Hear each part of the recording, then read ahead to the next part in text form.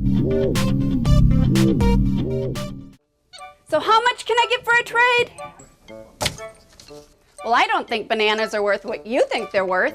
If shopping for a new car drives you bananas, head to Community Auto Group in Mason City. We have the best selection of new and pre-owned vehicles. And you know with Community, you're getting a straightforward deal from a straightforward dealer. I'd like to buy this car. No? Seriously? Next time I'll skip the monkey business and go to Community Auto Group. Item 83 is the financing opportunities for the future update. Okay, in your packet, what I think the things we want to talk about are the instructional support program levy, and also a voter-approved physical plant and equipment levy. The money from the local option sales tax is bonded out till 2029 and paid for without any property taxes. It was all sales tax money that we bonded against to pay for the $37 million project at the John Adamson High School complex so far. That stops at the new entrance that you let us move forward on tonight. Anything beyond that would have to come out of the physical plant and equipment levy. Any other support of the other existing facilities will have to come out of the physical plant and equipment levy. So on the back of the one page, the 67 cents, if you were to go to the taxpayers and bring that forward, the 67 cents was generate about $800,000 per year. In addition, if you decided to take the $1.34 to the board, that would generate $1.6 million. And in looking at the history here, at one point in time, you had a 5-year voter-approved physical plant equipment levy. At the same time, you had the board-approved 33-cent levy that you still have, and you had a 10-year $1.34. Am I correct on that one? So you had operating at the same time a 10-year and a 5-year voter-approved. Both of those have sunsetted, and it certainly made sense to the board at that time based on the local option sales tax. I want to remind that we tip into the state penny now, and we lose about $400 per student with that. So it's a significant loss for our community with that sales tax money going away. Physical plant pays for playground improvement, can pay for boilers, can pay for roofs, can pay for redesigning entrances for safety and security in the other buildings that are not currently equipped with some additional doors or changing locks on doors or changing those entrances. So this is just sort of so that you can think about which one makes the most sense. So if you added right now, I think the other thing that's important to know is that due to the legislature's action, we were able to have a 25%, up to 25% for cash reserve levy. They dropped that to 20%. So that meant that this year's tax rate went from $15.11 to $13.31. So that's $2, and that's about a $2 million loss in revenues for the district. Next year, it's another $2, and it drops to $11.44 per thousand. That's the lowest tax rate that we can, beyond 15 years. I mean, you go 15 years out, and it never was $11.44. So that's a very low tax rate. So if you turn over to the Instructional Support Program levy, the ISP, if you were to do the income surtax at 7%, that would generate about $1.6 million in a year, and you'd have to put 3% on property because that's what we were allowed to do.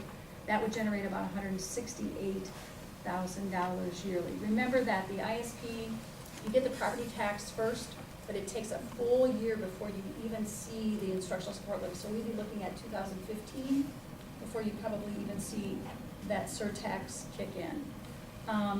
If you did the 3% on property, that would be about 14 cents added on to the 1144. So you just want to do the math, that's 1144 plus 14, that's 1158. At that point in time, we're still way below 1511, which was the highest you've ever had. And we're still lower than it's been in 13 years or 15 years. If you look at, if we wanted to add, go to the voters and say, well, we want to do 5 years, a 5-year physical plant equipment levy for 67 cents, and you add 67 cents onto that 1158, now you are still, you're at $12.26, I think, 25 cents, which is still well under any of the tax rates that have been in since 2002 or 3. So I think that it still would be, and from the information that we've gotten, focusing the money on the ability to provide more safety and security for children, not only in the physical buildings and facilities, but also with people, to be able to have more counselors, more behavior interventionists, more crisis prevention folk, to be able to really implement and sustain bullying program like Project Footsteps and PBIS, positive behavior interventions and supports with additional counselors. Nursing staff, we have many more children who require more nursing services, and to be able to provide those people resources is what the ISL can help support. The physical plant stuff can only buy the bricks and mortar. So what we're doing is giving you this tonight so that you can kind of think about, you know, where you would want to land. Ramona was there, and then we've got another piece of information, I think, in terms of a timeline. Before we go on to the numbers, Sure. can I just make sure that I'm understanding it correctly? So 2012, 2013, we're at 1511 levy rate. And then- 2011, 12, we were at 1511, Right. right, And because the state told us we had to reduce it, went down to 1331. correct. And next year, the state's telling us we gotta drop again, so it's gonna go down to 1144. So that's $4 million. So it's about, right, $4 basically reduced levy rate. Right, So even if we to go to the public to say we would like to have some additional funds, we would take it back up to 1225, we're still down $3, even with a voter approved couple and, or. right, ISL. and ISI, right. Okay. And we could do a partial, couple and ISL and still keep it under what we're at right now, right? That's what we just, Yeah, that's that's if you exactly that's both. exactly Yeah, what we it's do. one or the Yep, other. yep. Even if you use the highest one Mhm. of the bottom one there, which is the highest property tax, and add $1.34 to that, it's still only 14 and change, which is in the city, and that's what it was last year. And that only, then it's only 1% of the income. So either way, you're still below.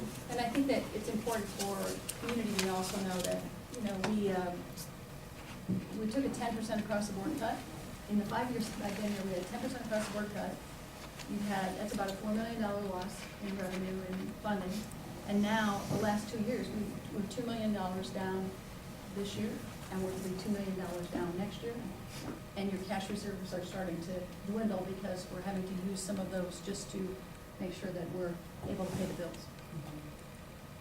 So, an economic driver of the community is really the value you hold in your school and your education system in the community. So, I believe that the people in Mason City value the school system, and I think that they care about it. And I think that whether you decide to consider the ISP from the board table, we gave you several scenarios there. You could go at the 10% for 5 years. At the table, remember, you can only pass it for 5 years. So you put say you did 7% on income surtax, and that means if you pay any income tax, that's the 7% is attached to that. If you pay nothing, you pay nothing. And the 3% would be on property tax. We couldn't go any lower than that on property tax, or any higher on certain surtax. Anything more? I don't think so, and the reason why we couldn't do higher on the income surtax is, because we're limited, the total ISP has the total max of $1,764,341. Otherwise, that would have put us over on income tax, and then that would have reduced the property tax even more. So it didn't make sense to put those out. The 9% and 8% on income tax.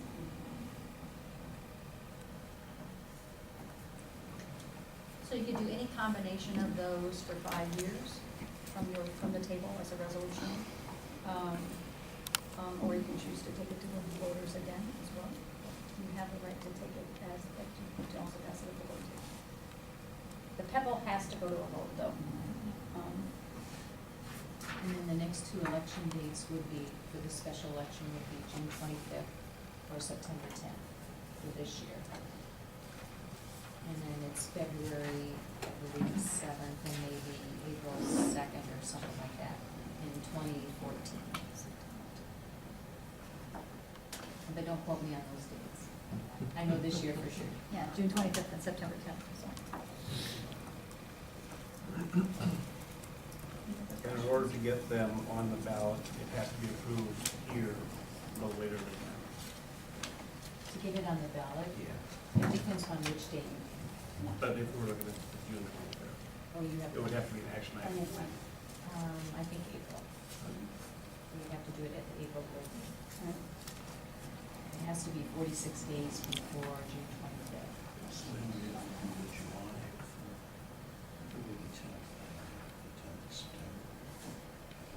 For the Yes. second. And I'll count that and put that out Sure. for sure. Any other questions?